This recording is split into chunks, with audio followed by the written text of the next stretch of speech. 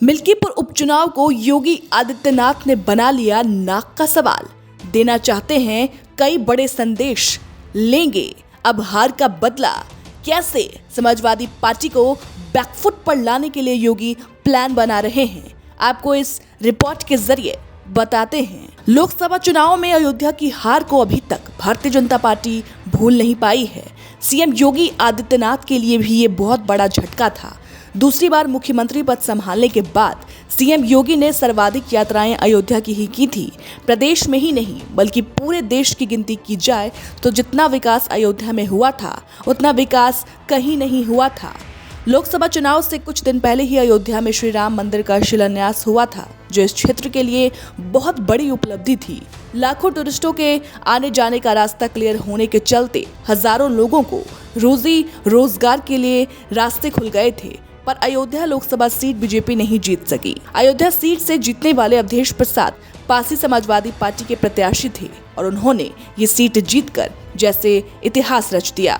योगी आदित्यनाथ इस कलंक को अब धुलने में लगे हैं। शायद इसलिए सीएम योगी आदित्यनाथ ने इस विधानसभा सीट को अपने लिए प्रतिष्ठा का प्रण बना लिया है।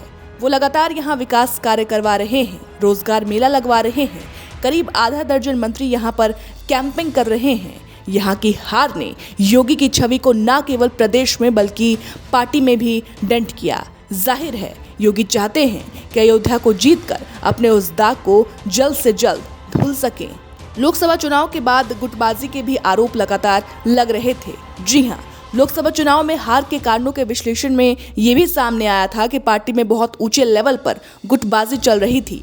योगी के दोनों डिप्टी सीएम खुलकर अपने कैप्टन के खिलाफ बोल रहे थे। योगी ये साबित करना चाहते हैं कि उन्हें गुटबाजी को हैंडल करना आता है। शायद यही कारण है कि इस बार उन्होंने ऐसे लोगों को जो पार्टी के अंदर उन्हें आगे बढ़ते नहीं देखना चाहते, मिल्कीपुर और अन्य सीटों पर जहां उपचुनाव होने हैं वहां से दूर रखा है।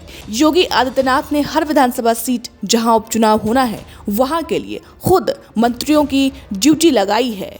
मिल्कीपुर और अयोध्या में वो लगातार करीब दर्जन भर बार जा चुके हैं। मिल्कीपुर में रोजगार मेला भी लग चुका है। अयोध्या की एक दलित लड़की के साथ दुष्कर्म होने पर उसे न्याय दिलाने के लिए भी योगी ने खुद मोर्चा संभाल लिया। सीएम योगी अपने आप को प्रूव करना चाहते हैं। पूरे देश में चुनाव प्रचार के लिए उनकी डिमांड होती है, चाहे लोकसभा चुनाव हो या विधानसभा चुनाव। उनकी मांग उत्तर में कश्मीर से लेकर दक्षिण में कुर्ग तक होती है, नॉर्थ ईस्ट हो या फिर पश्चिम में गुजरात और महाराष्ट्र। हर कोई चाहता है कि योगी आदित्यनाथ उनके क्षेत्र में आकर अपनी सभा करें, पर जब खुद उनके स्टेट की बात आई तो वो अपनी पार्टी के उपयोगी नहीं सिद्ध हो सके। जाहिर है कि उन्हें ये दुख हमेशा सताएगा। शायद यही कारण है कि मिल्कीपुर ही नहीं अन्य 9 सीटों को लेकर भी वो उतने ही गंभीर हैं।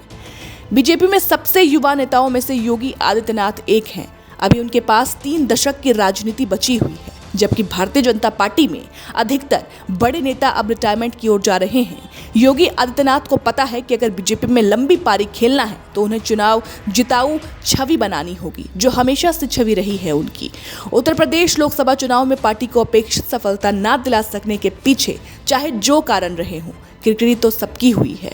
1-2 और हार मिलने पर वो पार्टी में हाशिए पर जा सकते हैं। ये कांग्रेस नहीं है कि राहुल गांधी को हार के बाद भी पार्टी के नेतृत्व उनके ही हाथ में हो। पार्टी में चुनाव जिताऊ छवि बनाए रखनी है तो मिल्कीपुर सहित सभी विधानसभाएं जहां उपचुनाव होने जा रहे हैं, सीएम योगी को जीतना होगा। बीजेपी एक लेवल और ऊपर जाने का रास्ता भी तभी खुलेगा। बीजेपी में एक लेवल और ऊपर जाने का रास्ता भी तभी खुलेगा जब वो उपचुनावों को जीतकर पार्टी को यकीन दिला सके कि उन्हें चुनाव जिताना भी आता है। मिल्कीपुर एक सुरक्षित सीट है। समाजवादी पार्टी ने यहां से अयोध्या के सांसद और मिल्कीपुर के पूर्व विधायक अवधेश प्रसाद के बेटे को टिकट दिया है। जाहिर है कि विपक्ष की ओर से कोई कमजोर प्रत्याशी नहीं है। हालांकि अवधेश प्रसाद के बेटे पर कई गंभीर आरोप भी लग चुके हैं, चाहे वो मारपीट का आरोप हो या फिर अपहरण का आरोप हो।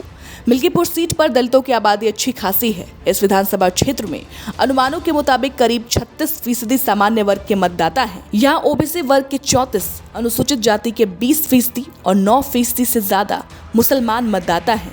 जातीय आधार पर देखें तो 2022 के विधानसभा चुनाव में मिल्कीपुर विधानसभा क्षेत्र में कुल 3,70,000 मतदाता थे।